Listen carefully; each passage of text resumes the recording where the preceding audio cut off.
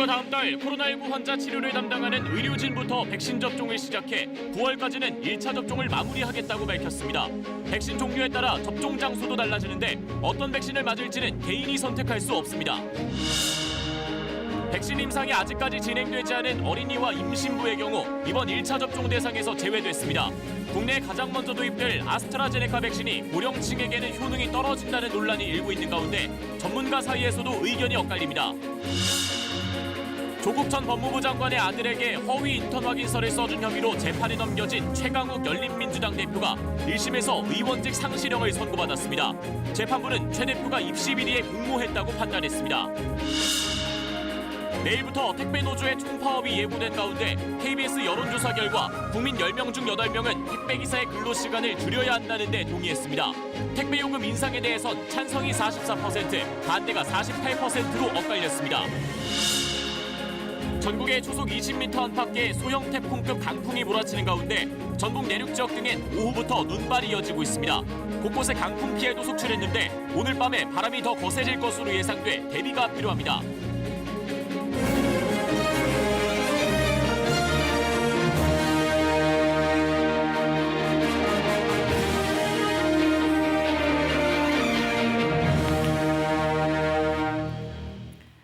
여러분 안녕하십니까? 코로나19 백신 접종에 대한 구체적인 계획이 나왔습니다. 오늘 KBS 9시 뉴스는 이 소식부터 짚어봅니다. 이 백신을 누구부터 언제 맞게 되는지 또 특히 주의해야 할 점은 뭔지 지금부터 차근차근 궁금증 풀어보겠습니다. 우선 코로나 환자를 최일선에서 치료하는 의료진과 취약시설인 요양병원의 환자와 직원이 가장 먼저 백신을 맞습니다. 이 하반기 여름쯤부터는 전 국민으로 확대되고 9월까지 국민 70%가 접종을 끝내는 게 목표입니다. 먼저 정부 발표 내용 박영민 기자가 전해드립니다. 국내 첫 접종 대상은 코로나19 환자를 치료하는 의료진입니다. 시기는 다음 달, 장소는 국립중앙의료원에 마련된 중앙예방접종센터입니다. 수도권 의료진부터 접종을 시작합니다. 이후 충청과 호남, 영남 등 3개 권역별로 거점 예방접종센터가 설치됩니다. 1분기까지 병원 종사자 5만 명에 대한 접종을 마무리할 계획입니다. 동시에 요양병원과 요양시설 환자 등 78만 명을 대상으로 한 접종도 진행됩니다. 3월 중순부터는 중증 환자의 이용이 많은 상급 종합병원 의료진, 119 구급대, 역학조사관 등 코로나19 1차 대응 요원이 맞게 됩니다. 5월부터는 접종 대상이 크게 늘어납니다. 노인 장애인 시설 입소자와 종사자, 65세 이상 국민 등 모두 850만여 명이 대상자입니다. 만 18세 이상 성인과 만성질환자, 군인, 경찰, 교육 종사자는 3분기부터 사전 예약을 통해 예방접종을 받을 수 있습니다.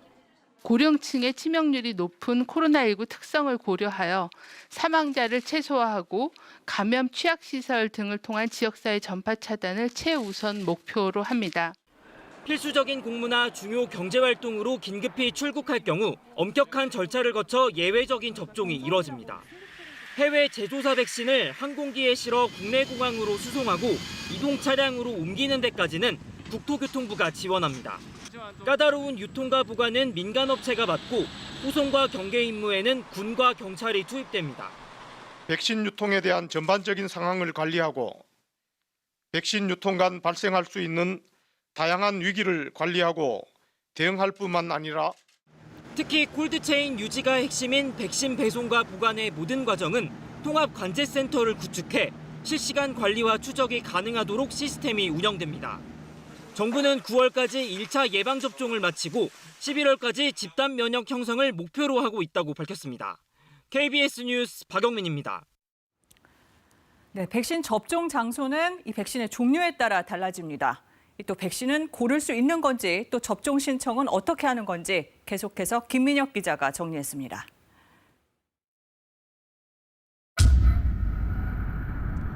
구매 계약을 마친 5,600만 명분 백신은 다음 달부터 차례로 들어옵니다. 도입 일정이 가장 구체적인 건 아스트라제네카 백신입니다. 다음 달 중 식약처 허가와 승인이 나면 150만 회분이 우선 공급됩니다. 국제 공동구매 프로젝트 코백스 퍼실리티를 통해서도 1분기 안에 화이자 등이 들어올 예정인데 이달 말쯤 구체적인 물량과 시기가 확정됩니다. 영하 70도 정도를 유지해야 하는 화이자. 영하 20도에 보관하는 모더나 백신은 초저온 냉동고가 있는 예방접종센터에서 맞습니다. 충분한 공간이 확보된 대형 실내 체육관이나 대강당에 설치됩니다. 상온 유통이 가능한 아스트라제네카 백신은 위탁받은 의료기관에서 맞으면 됩니다. 거동이 불편할 경우 의료진이 직접 찾아가는 서비스도 준비 중입니다. 대상자별로 접종 가능 시기를 문자 등으로 안내할 예정입니다. 이후 예방접종 정보 제공 사이트에 접속하거나 1339 콜센터 전화를 통해 구체적인 시간과 장소를 고를 수 있습니다. 최대한 빨리 많은 국민들이 백신을 접종할 수 있도록 어떤 백신을 맞을지 선택할 수는 없습니다. 미국과 유럽도 개인의 선택권은 인정되지 않습니다. 또 별다른 이유 없이 접종을 거부하거나 정해진 기간 내 예약하지 않으면 뒷순위로 밀려납니다. 접종 전에는 먼저 예진을 거쳐 접종이 가능한 상태인지 확인합니다. 극히 드물지만 외국에서도 백신 접종 후 급격한 이상 반응이 보고되기도 했습니다. 따라서 백신을 맞은 뒤에는 15분에서 30분 정도 접종 장소에 머물면서 이상 반응이 있는지 살펴야 합니다. 이상 반응과 접종과의 인과성이 인정되면 국가가 피해를 보상해 줍니다. 방역 당국은 백신을 맞는다고 100% 면역이 형성되는 건 아니라고 설명했습니다. 접종 후에도 집단 면역이 형성되기 전까지는 마스크 쓰기와 거리 두기 등 방역 수칙은 한동안 지켜야 한다고 강조했습니다. KBS 뉴스 김민혁입니다. 네, 당장 다음 달 백신 접종을 앞두고 접종센터의 전문성 또 접근성을 높이는 게 중요하다고 전문가들은 강조합니다. 예약도 쉽게 할 수 있고 누구나 편하게 백신을 맞을 수 있어야 한다는 겁니다. 이스라엘의 사례를 참고할 만한데요. 이 백신 성공의 조건 양민철 기자가 취재했습니다. 인구 약 900만 명의 이스라엘은 지난달 19일 접종을 시작해 인구 30% 이상이 백신 1차 접종을 이미 마쳤습니다. 현재 이스라엘에 도입된 백신은 2차례 접종이 필요한 화이자, 모더나인데 2차 접종을 마친 인구도 150만 명에 달합니다. 빠른 접종 속도의 비결로는 먼저 촘촘한 접종망 확충이 꼽힙니다. 이스라엘 전역에 병원 외에도 300여 곳의 전용 접종소가 운영되고 있고 차 안에서 백신을 맞을 수 있는 드라이브 스루 방식도 도입됐습니다. 전문가들은 국민들의 불안을 최소화시키기 위해선 접종센터 인력의 전문성을 높이는 것이 필수라고 강조합니다. 체육관이나 공공시설을 이용하게 되면 결국 거기에 접종하는 인력들이 또 어디서 착수를 해야 되는데 그분들이 백신에 대한 접종과 관리의 전문가들은 아니실 것 같기 때문에 이스라엘의 또 다른 비결은 간편한 예약 방식입니다. 휴대전화 어플리케이션을 통해 접종 장소와 날짜, 시간을 예약하는데 이를 통해 대기 시간을 줄여 빠른 접종으로 이어졌습니다.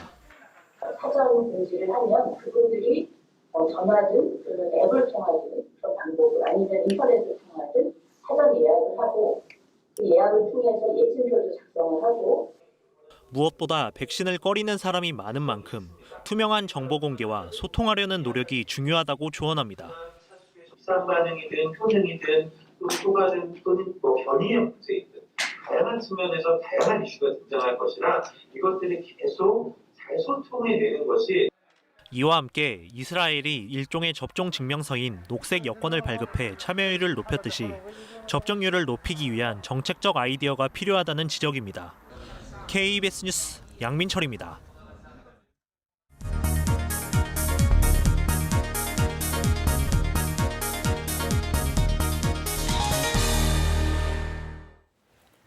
네, 백신 접종에 대한 궁금증들 좀 더 과학적으로 접근해 보겠습니다.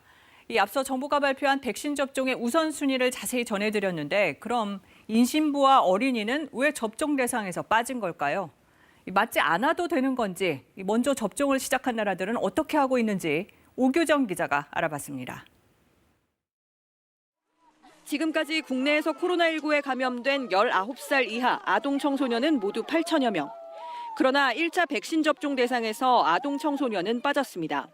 아이들이 빠진 상태에서는 나머지 사람들이 다 맞아야만 그걸 도달할 수 있을 텐데 실제 접종률이 100%가 되지는 않을 거거든요. 접종이 가능한 연령군의 접종률이 70% 정도 되는 게 아마 최선의 목표가 될 것 같고요. 어린이에 대해선 백신의 안전성이 검증되지 않았기 때문입니다. 현재 임상시험은 화이자 백신이 16살 이상, 모더나와 아스트라제네카는 18살 이상 성인만 완료된 상태입니다. 12살 이상 청소년 임상시험은 진행 중이고 11살 이하에 대해선 아예 임상시험이 없었습니다. 이 때문에 모더나는 12살 이상은 9월쯤 연구가 끝나고 11살 이하는 올해 안에 결과를 얻기 어렵다고 밝혔습니다. 임신부의 경우는 사실상 임상시험이 불가능합니다. 다만 미국에서 임신 사실을 모르고 백신을 접종한 사례들이 있어 이를 참고할 뿐입니다.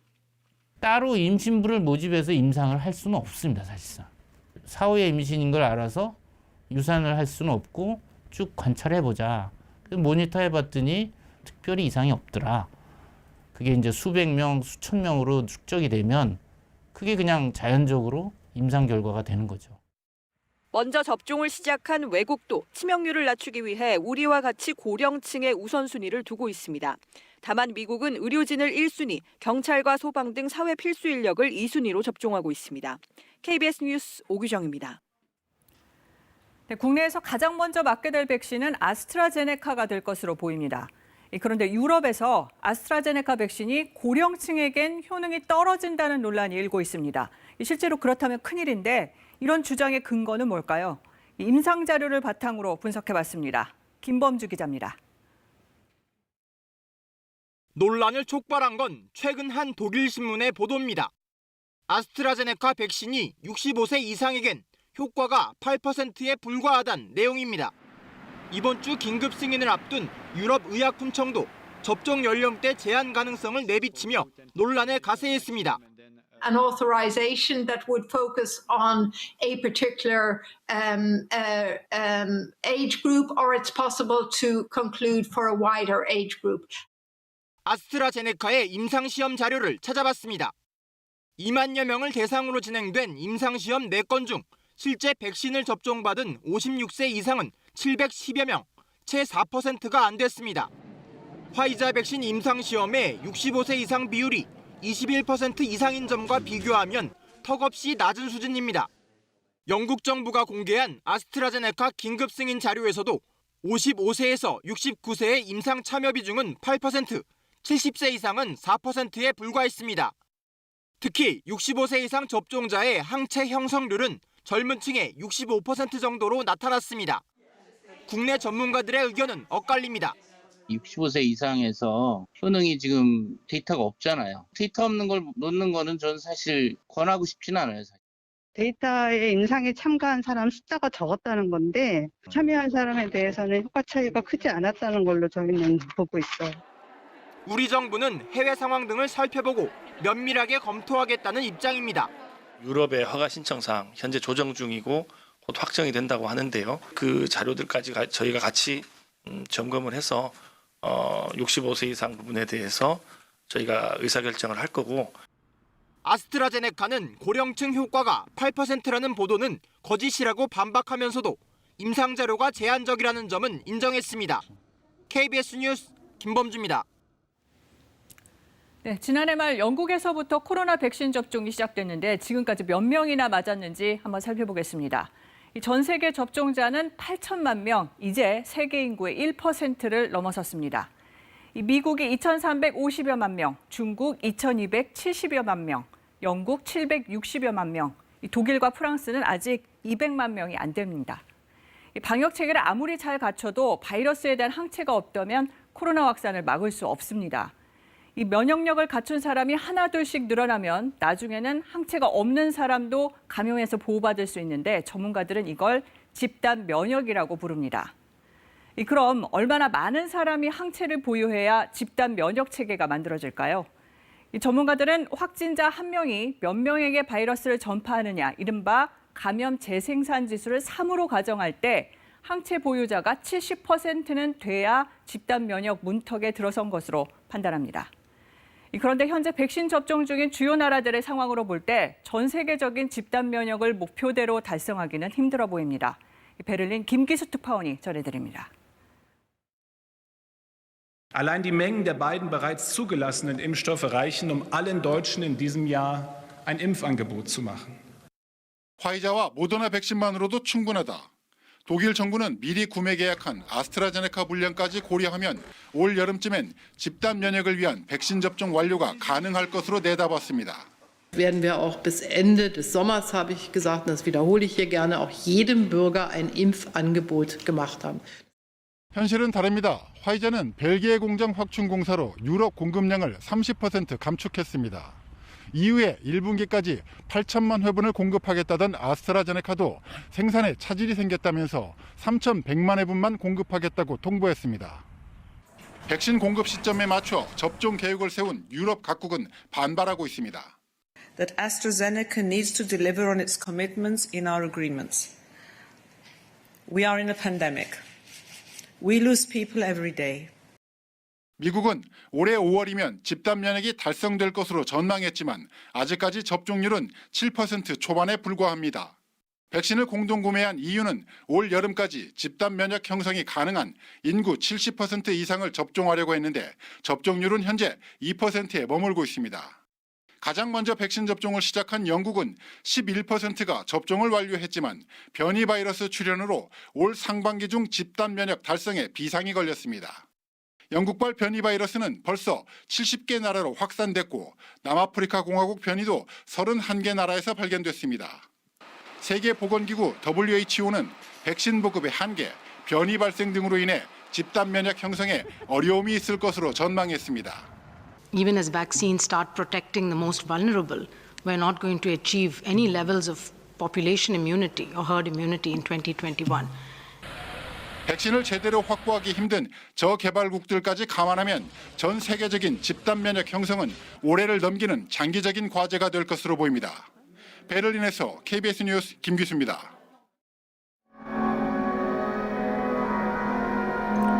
네, 오르간 선율이 울려 퍼지는 이곳은 영국 솔스베리 대성당입니다. 13세기에 고딕 양식으로 지어진 명소인데 일주일에 2번 백신 접종 센터가 됩니다. 많게는 하루 1,200명씩 이곳을 찾는 이유 오르간 연주 때문입니다. 순서를 기다리거나 백신 맞고 몸 상태를 살피는 동안에 차분한 음악과 분위기가 사람들의 마음을 다독이는 거죠. 얼마 전부터는 신청곡도 받는다는데요. 우리도 곧 이렇게 편안한 접종 모습 볼 수 있길 바랍니다.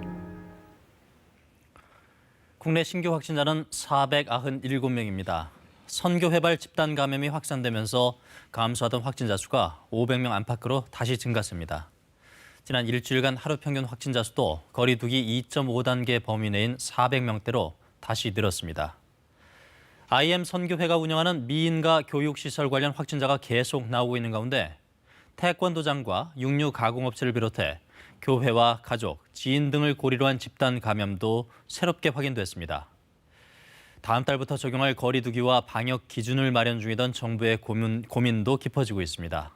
당초 내일쯤 발표하려고 했는데 상황을 좀 더 지켜본다며 이번 주말로 미뤘습니다. 특히 선교회발 집단 감염이 얼마나 심각한지 분석하고 있는데요. IM 선교회 산하 광주 TCS 국제학교발 감염은 광주에 이어 전남으로 확산되고 있습니다. 곽선정 기자가 보도합니다. 전남 순천시는 광주 TCS 국제학교와 관련해 집단 감염이 확인되자마자 학생 가족을 대상으로 전수검사를 실시했습니다. 학생 가족 9명이 진단검사를 받았고 이 가운데 4명이 확진 판정을 받았습니다. 한 확진자는 광주 TCS 국제학교에 다니는 학생 확진자의 가족으로 지난 17일 광주를 방문했다가 감염된 것으로 추정하고 있습니다. 나머지 3명은 광주 TCS에 다니는 학생의 아버지와 어머니, 동생입니다. 해당 학생은 가족이 감염됐지만 본인은 음성 판정을 받았습니다. 이 학생은 지난달 29일 이후에는 가족과 접촉이 없었다고 진술해 방역당국은 국제학교가 아닌 또 다른 감염 경로가 있는지 추적하고 있습니다. 신속한 진단검사와 철저한 방역을 통해 더 이상 확진자가 발생하지 않도록 최선을 다하고 있습니다. TCS 국제학교 관련 확진자가 방문한 전남 고흥에서도 가족 1명이 확진 판정을 받았습니다.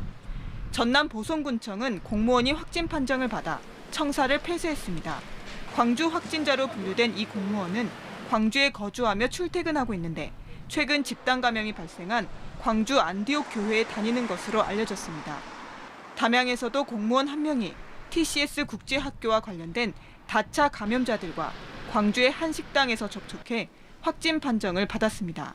광주 인근 그 시군에서는 출퇴근하는 분이 굉장히 많습니다. 이런 분들에 대해서는 저희가 동선을 최소화하도록 조치할 계획이고요. 조금이라도 관계 있으신 분들은 와서 검사를 수시로 받을 수 있도록 조치를 강화하겠습니다. 광주발 코로나19가 전남으로 확산하면서 지자체와 방역당국의 긴장감이 높아지고 있습니다. KBS 뉴스 곽선정입니다. 지난해와 달리 올해는 학생들이 학교에 잘 갈 수 있을까요? 교육부가 이에 대한 계획을 내놨습니다. 개학은 3월에 정상적으로 하고 거리 두기가 2단계로 내려가면 유아와 초등 1, 2학년생은 매일 등교를 하게 할 계획입니다. 박희봉 기자입니다. 혼자 영상을 보고 교과서를 공부합니다. 장기간의 원격 수업에 새 학기를 앞둔 학부모들은 걱정이 많습니다. 모둠 수업 같은 거를 하면서 발표 능력, 토론 능력 같은 것도 생기는 건데 또 친구들하고 어울리고 사회성도 배우고 이럴 나이기 때문에 그것도 좀 걱정됩니다. 올해부터는 이 같은 원격 수업이 최소화되고 등교 수업이 대폭 늘어납니다. 먼저 새 학기는 개학 연기 없이 오는 3월에 정상적으로 시작합니다. 대면 수업이 효과가 좋은 유아와 초등학교 1, 2학년은 거리 두기 2단계까지 밀집도 기준에서 제외됩니다. 따라서 현재 2.5단계인 거리 두기 단계가 내려가면 사실상 매일 등교 수업이 가능해집니다. 소규모 학교와 특수학교는 현행 거리 두기 2.5단계에서 자율적으로 등교 수업을 할 수 있는데 앞으로는 기준이 완화됩니다. 이렇게 되면 전국 12,000여 학교 가운데 절반에 가까운 5,500여 학교가 매일 등교할 수 있게 됩니다. 전면 등교를 하기 위해서는 이제 지역사회 감염의 추이라든가 백신 접종의 그 우선순위 접종 과정이라든가 이런 것들을 좀 종합적으로 판단해서 이렇게 등교 수업이 대폭 확대되면서 생활지도와 방역을 위한 인력 5만여 명이 일선 학교에 배치됩니다. 학생 수 30명 이상인 초등 저학년 과밀학급엔 기간제 교사 2,000명을 추가로 확충합니다. 또 학력 결손 완화를 위해 각 시도교육청에서는 기초학력 대책을 추진합니다. 예비 교원이나 기간제 교원 등 다양한 인력을 활용하고 방과 후 학교 교과 지도 프로그램을 활성화하겠습니다. 유은혜 부총리는 학생과 매일 밀접 접촉 생활을 하는 교직원들도 이른 시일 내에 백신 접종을 받을 수 있도록 방역 당국과 협의하고 있다고 밝혔습니다. KBS 뉴스 박희봉입니다. 최강욱 열린민주당 대표가 조국 전 법무부 장관 아들의 입시 비리의 공모한 혐의로 1심에서 징역 8개월, 집행유예 2년을 선고받았습니다. 의원직을 잃을 수 있는 형량입니다. 이 법원은 최 대표가 조 전 장관 아들에게 써준 인턴 활동 확인서가 허위라고 보고 최 대표가 입시의 공정성을 해쳤다고 밝혔습니다. 김채린 기자입니다. 최강욱 열린민주당 대표는 조국 전 법무부 장관 아들에게 허위 인턴 확인서를 써줘 대학원의 입시 업무를 방해한 혐의로 지난해 1월 재판에 넘겨졌습니다. 그동안 최 대표는 검찰이 조 전 장관과 자신을 노리고 조작 수사를 했다고 주장해왔습니다. 윤석열 총장의 지시에 따른 정치검찰의 불법적이고 정치적인 기소로 하지만 1심 법원은 최 대표의 혐의를 유죄로 보고 징역 8개월에 집행유예 2년을 선고했습니다. 쟁점이 된 건 인턴 확인서의 문구로 조 전 장관의 아들이 9달 동안 매주 2회 총 16시간 동안 일한 것으로 적혀 있습니다. 최 대표는 16시간이 9개월간의 누적이라고 주장했지만 재판부는 통상 근무 시간을 고려할 때 매주 16시간으로 봐야 한다고 밝혔습니다. 그런데 여러 증거를 보면 9달 동안 단 몇 차례만 사무실에 들러 일한 것으로 보인다며 확인서 내용이 단순 과장이 아닌 허위라고 판단했습니다. 또 고마워하는 정경심 교수에게 합격에 도움이 되면 참 좋겠다고 답장하는 등 확인서가 입시 제출용임을 알고 있었다며 최 대표를 입시 비리의 공범으로 봤습니다. 소환 조사가 우선이라는 이성윤 서울중앙지검장의 이견에도 수사팀이 검찰총장 지휘를 받아 자신을 곧장 기소하는 등 공소권이 남용됐다는 최 대표 주장 역시 재판부는 받아들이지 않았습니다. 최 대표가 소환장을 받고도 검찰 조사에 응하지 않았고 수집된 증거도 충분했다는 겁니다. 최 대표는 오늘 바로 판결에 항소했습니다. 상식에 부합하는 것인지 상급심의 현명한 판단을 구하겠습니다. 이번 판결이 상급심에서 확정되면 최 대표는 의원직을 잃게 됩니다. KBS 뉴스 김채린입니다. 헌법재판소가 고위공직자 범죄수사처 설치와 운영에 관한 법률, 이른바 공수처법이 헌법에 어긋나지 않는다며 합헌 결정했습니다. 김진욱 공수처장은 위헌 논란이 해소됐다면서 서둘러 조직을 꾸리겠다고 밝혔습니다. 이 소식은 백인성 기자가 보도합니다. 옛 미래통합당 등 야권이 공수처법 전체 조항의 위헌 여부를 가려달라며 지난해 잇따라낸 헌법소원 심판. 헌법재판소는 오늘 공수처의 수사 대상 등을 규정한 조항 등에 대해 합헌 결정을 내리고 나머지 조항에 대해선 청구인의 기본권 침해와 관련이 없다며 각하했습니다. 헌재는 공수처가 권력 분립 원칙에 어긋난다는 청구인들의 주장에 대해 공수처는 업무의 특수성 때문에 기존 행정조직에 소속되지 않을 뿐 그 역할상 대통령을 수반으로 하는 행정부 소속의 중앙행정기관이라고 밝혔습니다. 그러면서 공수처가 국회와 법원, 헌법재판소 등 여러 기관의 통제를 받을 수 있어 권력 분립 원칙에 어긋나지 않는다고 판단했습니다. 논란이 됐던 공수처 검사의 영장 신청권에 대해서는 헌법에서 규정한 검사의 의미는 검찰청법상 검사에 한정된 게 아니라고 지적했습니다. 다만 일부 재판관들은 공수처가 고위공직자 수사에서 일방적으로 이첩을 요청할 권한을 갖는 등 다른 수사기관보다 일방적인 우위에 있다고 지적했습니다. 헌재 결정 뒤 김진욱 공수처장은 차장에 판사 출신의 여운국 변호사를 제청하겠다고 밝히고 조직 구성에 속도를 내겠다는 뜻을 밝혔습니다. 장기간 지속되어 온 공수처법에 대한 위헌 논란이 일단락되어 공수처가 앞으로 업무에 매진할 수 있게 되었습니다. 김 처장은 최근 김학의 전 법무부 차관 사건의 이첩 여부를 두고 벌어진 논란에 대해서는 헌법재판관들 사이에서도 의견이 대립하고 있는 만큼 앞으로 차장 등과 추가로 검토해서 입장을 내겠다고 말했습니다. KBS 뉴스 백인성입니다. 검찰이 여직원 강제추행 사실을 인정하고 시장직을 사퇴한 지 9개월 만에 오거돈 전 부산시장을 기소했습니다. 부산지방검찰청은 오늘 오 전 시장을 강제추행치상 등 4가지 혐의로 불구속 기소했습니다. 검찰은 단 오 전 시장이 사퇴 시기 등을 조율해 지난해 총선에 영향을 미쳤다는 공직선거법 위반 의혹에 대해서는 혐의점을 찾지 못했고 청와대와의 공모 여부 의혹도 증거를 찾지 못했다고 덧붙였습니다. 택배 요금을 올리게 되면 올린 만큼 택배 기사의 처우가 좋아질 것이라 생각하기 쉬운데요. 하지만 현행 택배비 구조를 개선하지 않을 경우 요금이 인상되더라도 택배 기사에게 돌아가는 몫은 크지 않다는 데 문제가 숨어 있습니다. 양예빈 기자가 자세히 짚어봤습니다. 물건을 배송하려면 먼저 택배사에서 대리점을 거쳐 택배 기사가 배송을 합니다. 온라인 쇼핑몰만 볼 때 국내 택배비는 평균 2,500원 수준입니다. 소비자가 이 돈을 내면 먼저 부가세 85원을 빼고 택배사가 880원을 가져갑니다. 배송 수수료는 765원. 이 가운데 대리점이 30% 정도를 떼어가고 남은 돈 535원이 택배기사의 몫입니다. 소비자가 지불하는 택배비 2,500원의 21%에 불과합니다. 그럼 비는 돈 770원은 어디로 가는 걸까요? 배송과는 무관한 온라인 쇼핑몰 등 판매업체가 가져갑니다. 이걸 이른바 백마진이라고 부릅니다. 택배 경쟁이 과열되면서 판매업체 측이 백마진을 주는 택배사와 거래하며 일반화된 겁니다. 결국 직접 배송을 하는 택배기사의 몫이 판매업체의 백마진보다 적은 겁니다. 만약 택배비가 1,000원 올라 3,500원이 된다면 어떻게 될까요?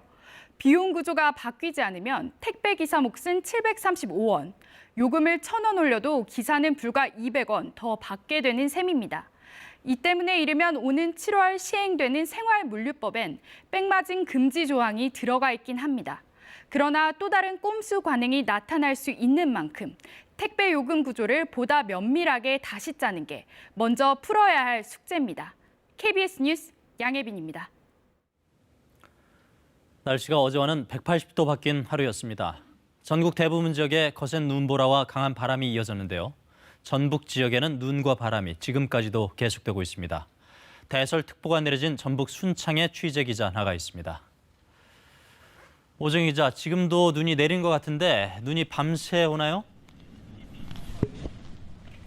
네, 저녁부터 눈발이 크게 굵어졌고 이렇게 지금은 많이 쌓여있는 모습을 볼 수가 있습니다. 이곳 순창과 무주, 진안, 장수, 남원, 임실에는 대설주의보가, 또 정읍과 군산, 고창, 부안에는 대설 예비특보가 내려져 있습니다. 지금까지 내린 눈의 양은 이곳 순창이 6.4cm로 가장 많고 무주, 덕유산 5.6, 장수 2.3cm 등입니다. 이번 눈구름의 특징은 범위가 좁고 강하다는 겁니다. 때문에 짧은 시간 내에 많은 눈이 오면서 눈보라가 치는 곳이 많이 있겠습니다. 눈은 3에서 8cm, 동부 내륙은 최고 10cm 이상 내린 뒤 내일 오전에 대부분 그치겠습니다. 상당히 추워 보이는데 강한 바람도 예보됐었는데 지금은 어떻습니까? 네, 오후 들어 바람이 무척 강해졌습니다. 지금도 전라북도 모든 지역에는 강풍주의보가 내려져 있습니다. 오늘 소형 태풍과 맞먹는 매우 강한 바람이 불 것으로 기상청이 전망했는데 부안 위도에선 오후 한때 순간적으로 초속 24.3m 돌풍이 몰아치기도 했습니다. 열대 저기압의 중심 최대 풍속이 초속 17m를 넘어서면 태풍으로 분류되는데 그보다 센 바람이 분 겁니다. 전주에선 철골 구조물이 돌풍에 휩쓸려 건물 아래로 떨어질 뻔한 걸 소방대원이 긴급히 조치하기도 했습니다. 저녁이 되면서 강추위도 찾아왔습니다.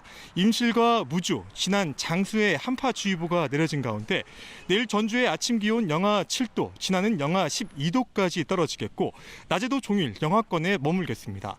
코로나19 선별진료소 등 추위에 노출된 곳은 보온에 특히 신경 써야 합니다. 지금까지 전북 순창에서 KBS 뉴스 오정현입니다. 내린 눈의 양이 적지 않았지만 그나마 기온이 높아 대부분 지역에서 큰 불편은 없었습니다. 하지만 오후 들어 강한 바람이 불면서 전국에서 피해가 속출했는데요. 내일은 기온이 더 내려간다고 하니 대비 잘하셔야겠습니다. 이정훈 기상 전문 기자가 보도합니다.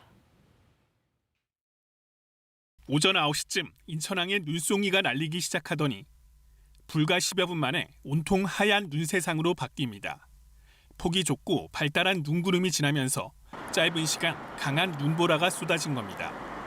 대부분 지역에 5cm 안팎의 눈이 내렸는데 도로에 쌓인 양은 같은 도시 안에서도 큰 차이를 보였습니다. 기온이 영하 1.4도까지 떨어졌던 서울 관악구에선 차량들이 고갯길을 넘지 못할 만큼 많은 눈이 쌓였습니다. 반면 영도 안팎이었던 서울 강남구에선 눈이 도로에 닿자마자 녹아 큰 불편은 없었습니다. 기온이 1도 정도밖에 차이가 안 났는데도 적설량은 크게 차이가 난 겁니다. 이번 눈구름은 강한 바람도 몰고 왔습니다. 특히 눈이 그친 뒤에는 몸이 휘청일 정도로 바람이 더욱 거세졌습니다. 전국 대부분 지역에서 순간 초속 20m 안팎의 소형 태풍급 강풍이 몰아쳤습니다. 이례적으로 강풍특보가 전국에 내려진 가운데 피해도 잇따랐습니다. 경기 의왕에선 공사장 가림막이 도로를 덮쳐 3개 차선이 통제됐습니다. 전북 전주에서도 건물 옥상에 설치한 구조물이 돌풍에 날아가 소방대원들이 긴급 출동했습니다.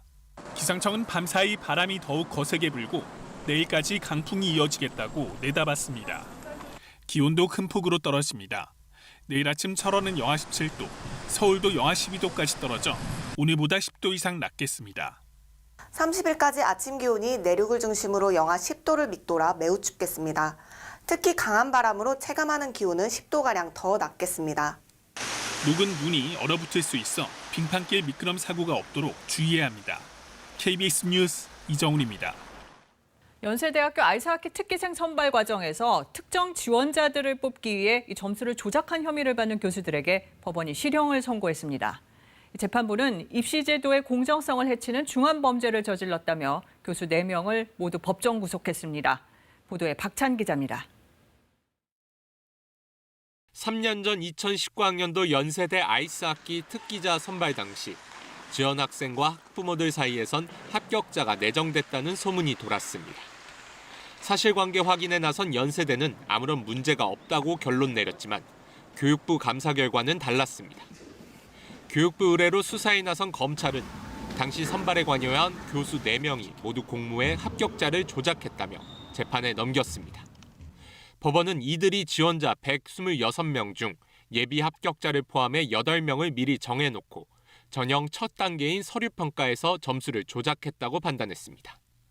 특히 한 교수는 지원자 1명의 전형 자료와 경기 동영상을 보는 데 걸린 시간이 2분에 불과했다고 재판부는 지적했습니다. 실제로 교수 4명이 서류 평가 단계에서 정해놓은 1위부터 8위까지 순서는 최종 결과 그대로 이어졌습니다.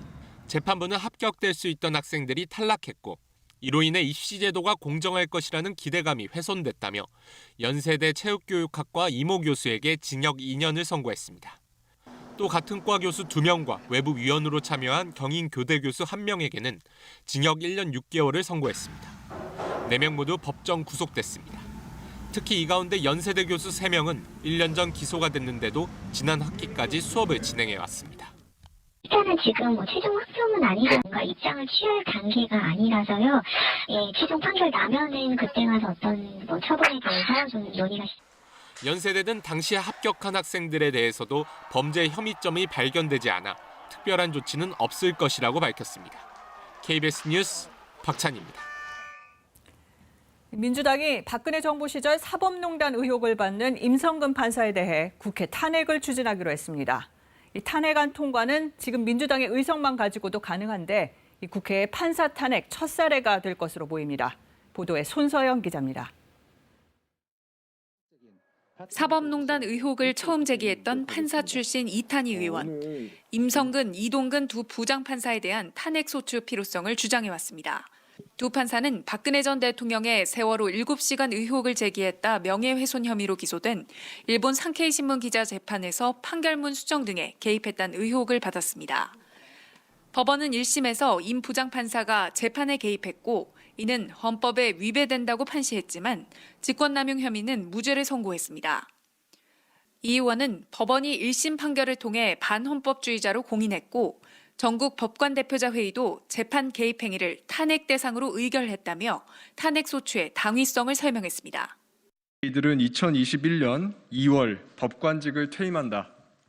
법관직만 퇴임할 뿐 앞으로 공무단위권, 변호사 활동에 아무런 제한이 없다. 상당수 의원들이 공감했고 민주당 지도부는 이를 존중하기로 했습니다. 다만 당론이 아닌 자유투표라고 했습니다. 이낙연 대표는 법리와 정무적 판단을 종합한 결과 임성근 판사에 대한 탄핵 소추를 인정하는 것이 좋겠다 판단했다고 밝혔습니다.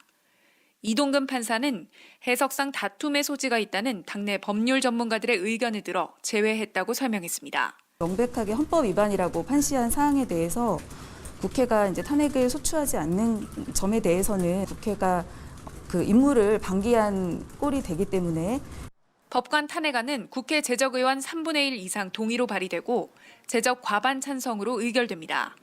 이탄희 의원은 현재 법여권 111명이 동의했다며 이르면 내일 발의하겠다고 밝혔습니다.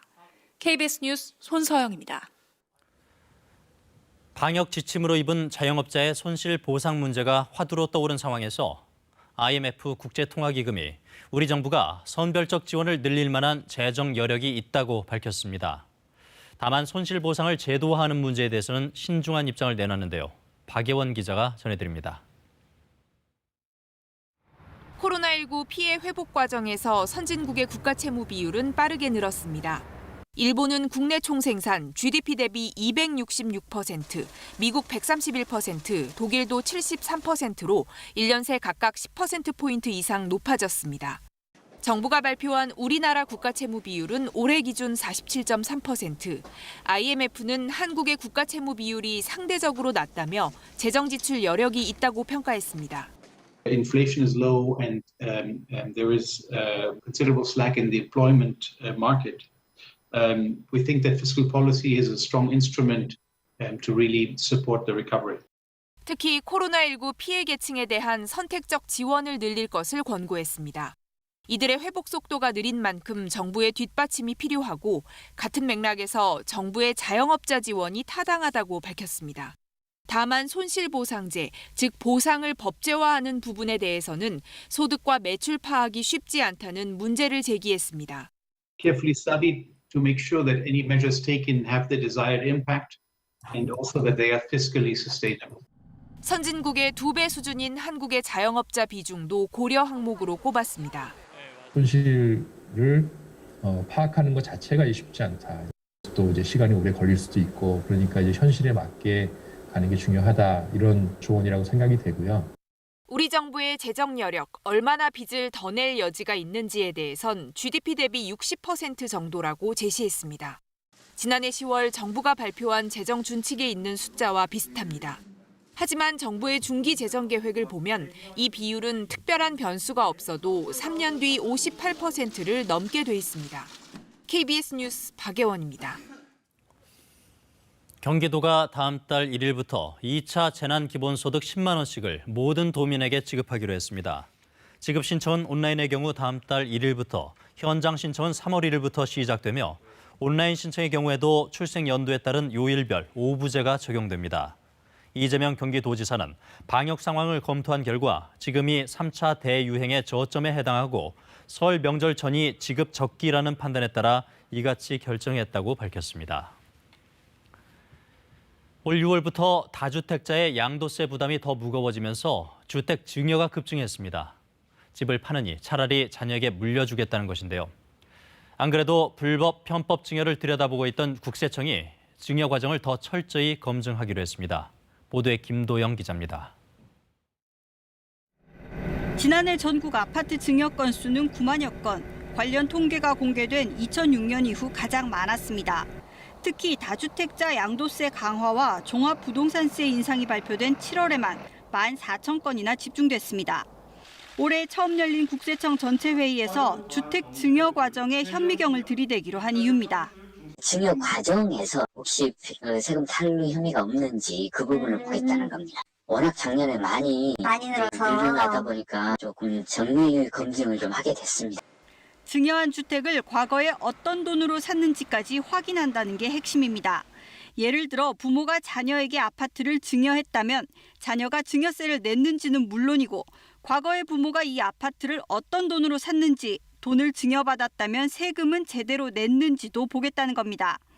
증여세 부과 가능 기간이 보통 길게는 15년인 만큼 15년 전 거래까지 대상이 될 수 있습니다. 부모나 배우자가 임대 보증금을 끼고 증여한 경우도 정밀검증 대상입니다. 나중에 보증금을 대신 갚아줬다면 증여세를 줄이기 위한 편법 증여로 볼 수 있기 때문입니다.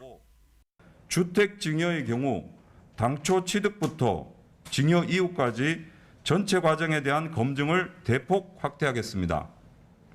국세청은 다음 주 화요일 증여주택에 대한 구체적인 검증 방식을 발표할 예정입니다. KBS 뉴스 김도영입니다. 거리를 헤매고 있는 치매 어르신을 볼 경우 112에 바로 신고만 해도 사고를 막을 수 있을 텐데요.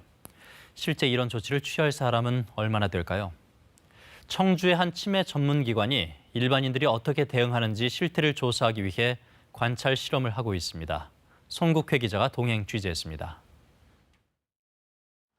최저기온이 영하 20도까지 떨어졌던 지난 12일, 실종됐던 60대 치매 노인이 집에서 5km 거리에 있는 공사장에서 숨진 채 발견됐습니다.